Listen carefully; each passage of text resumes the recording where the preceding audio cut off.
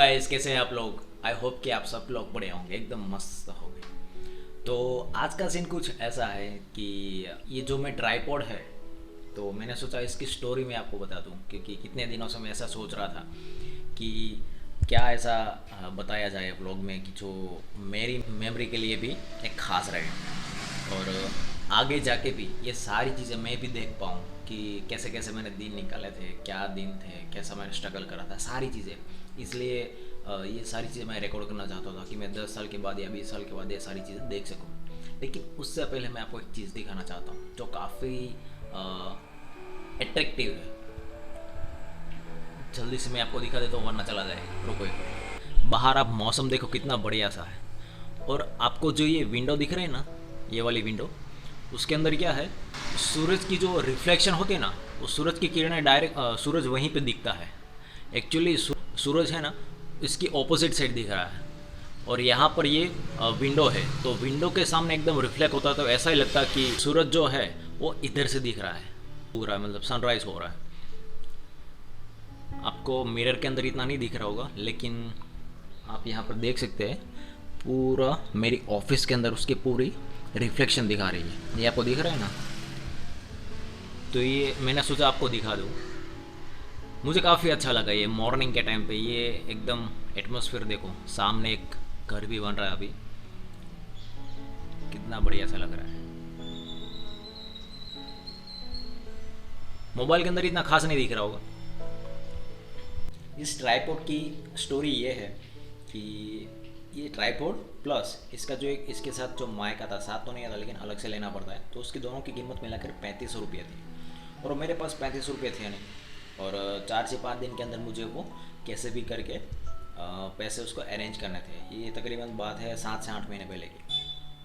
तो उसमें हुआ क्या था कि मुझे कैसे भी करके अरेंज करने थे, पैसे तो देना था, और वरना ऑर्डर वापस चला जाता। और इसको लेकर मैं काफ़ी सीरियस था कि मुझे कैसे भी करके चाहिए माइक और ये ट्राइपॉड, दोनों ही चीज़ चाहिए। उसी दौरान एक क्लाइंट का मेरे फ़ोन आता है कि मुझे किशन भाई एक पीपीटी बनवानी है, पावर पॉइंट प्रेजेंटेशन, एक स्लाइड बनानी है, तो आप कितना चार्ज करोगे। मैंने बोला काम क्या है, कैसा काम है, मतलब टॉपिक क्या है, किसके ऊपर पीपीटी बनवानी है, सारी चीज़ें मैंने डिस्कशन करी। 3 से 4 दिन हो चुके थे, अभी तक उसका फ़ोन आया नहीं था, और कुरियर वाले का फ़ोन आने वाला था शाम को। फिर मैंने भी इस क्लाइंट को फ़ोन नहीं करा कि आपको काम करवाना है या नहीं करवाना है, मैंने कुछ बोला नहीं उसे।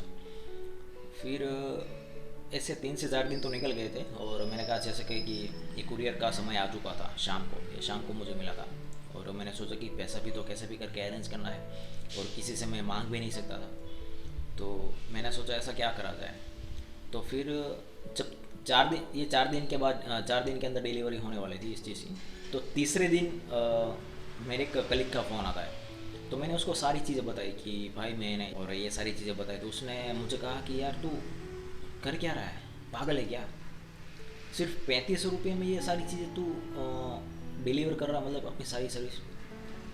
लोगों के बाहर देख, 10,000, 15,000, 20,000, 50,000, यहाँ तक कि लाख लाख 2-2 लाख रुपया भी लेते हैं सिर्फ पीपीटी बनवाने के लिए। पर पीपीटी तो हर कोई बनवा लेता है, लेकिन उसके अंदर जो चीज़ होती है कंटेंट, वही इंपॉर्टेंट है। उसमें आपने कितना मेहनत करा, कितना एनालिसिस करा है, सारी चीज़ें उसके अंदर आपकी मेहनत जुड़ी हुई है। तो ऐसे तकरीबन हमारी 2 घंटे तक बात हुई, उसने मुझे सारी चीज़ें समझाई, तो मैं तो, मेरी तो आँखें खुली खुली रह गई। मैंने सोचा कि यार अच्छा हुआ कि मैं इसको कम चार्ज बताने वाला था, लेकिन मैंने उसको बताया कि मैं इतना चार्ज लूँगा। तो हाँ, उसका मैंने 12,000 चार्ज बताए थे उसको, मैं आपको रिवील कर ही देता हूँ। और फिर उसने कहा कि कोई बात नहीं। फिर मुझे ऐसा लगा कि यार 12,000 कुछ ज़्यादा ही हो जाएगा। तो फिर मैंने सोचा कि देखो, मैं आपको 10,000 रुपया चार्ज करूँगा, इसे 1 रुपये भी कम नहीं लूँगा, ज़्यादा भी नहीं लूँगा, क्योंकि आप नेगोशिएट नहीं कर रहे, इसलिए मुझे ऐसा लगा, अंदर से गिल्टी फील हुई कि मैं आपको लूट रहा हूँ। फिर मैंने सोचा कि आपका मैं 10,000 ही चार्ज करूँगा, और इतनी सारी सर्विस आपको मिलेगी। और बताएं इंटरेस्टिंग बात क्या है, उसने हाँ बोल दिया, उसने मना नहीं करा, तुरंत हाँ बोल दिया। उसने बोला जो भी आप बोलोगे मैं देने के लिए रेडी हूँ, बस आप मुझे प्रेजेंटेशन आप रेडी करके दे दो। मैं तो 3500 के लिए जूझ रहा था कि इतना आ जाए तो मेरे लिए काफ़ी है, क्योंकि इतना पैसा इसके पीछे मैंने जो लगाने वाला था वो मेरा कवर हो जाए। तो इससे मैंने एक बात सीखी कि हम ही अपने आप को अंडर एस्टिमेट करते हैं। हमारी जो कैपेबिलिटी है ना, उसको हम नज़रअंदाज करते हैं, उसको अंडर एस्टिमेट करते हैं। आप जो सोच सकते हो ना, आप वही बन सकते हो। उस दिन मैंने रियलाइज़ किया कि हम जो सर्विस या प्रोडक्ट जो कुछ भी है, अगर अपने आप में भरोसा नहीं है तो आप कुछ नहीं कर पाओगे। सिर्फ बोलने की बात है, सिर्फ कॉन्फिडेंस की बात है। मैंने कहा कि मुझे 50% अभी चाहिए, वरना मैं काम नहीं स्टार्ट कर पाऊँगा। तो उसने बोला ठीक है, और उसने मुझे 5,000 तुरंत ही ट्रांसफ़र दे, और शाम को इसको मैंने 35 रुपये भी दे दिए, और डील भी मेरी क्लोज हो गई। एक ही दिन में दो दो गुड न्यूज़ आ गई थी मेरे पास। और ये मेरे ऑनलाइन जर्नी की पहले इनकम थी, और काफ़ी अच्छा लगा। और ये चीज़ मैं कभी नहीं भूल सकता, क्योंकि इसका भी बहुत बड़ा हाथ है मेरे ऑनलाइन जर्नी के लिए। तो आप जो भी करो दिल से करो, कोई फ़र्क नहीं पड़ता कि लोग आपके बारे में क्या बोल रहे हैं। समझ रहे हो? हर किसी के पीछे बोलने वाले लोग हैं, हर किसी के, मतलब, लेकिन फिर भी लोग काम कर रहे हैं और सफलता भी प्राप्त कर रहे हैं। इसलिए अपने आप पर भरोसा रखें। पता नहीं आपने जो सोचा होगा, भगवान ने आपके लिए उससे कहीं ज़्यादा बेहतर सोच के रखा है। और अगर आपकी लाइफ में एक दरवाज़ा बंद हो जाए तो समझ लेना कि भगवान एक दरवाज़ा तभी बंद करता है जब ऑलरेडी दूसरा दरवाज़ा खुल चुका होगा। इसलिए ऐसा मत सोचना कि मेरी लाइफ में ही ऐसा क्यों होता है। इसलिए हमेशा अपने आप पर भरोसा रखें, और जो भी आए अपने डर का सामना करो। डर कुछ है ही नहीं, डर एक मिथ है।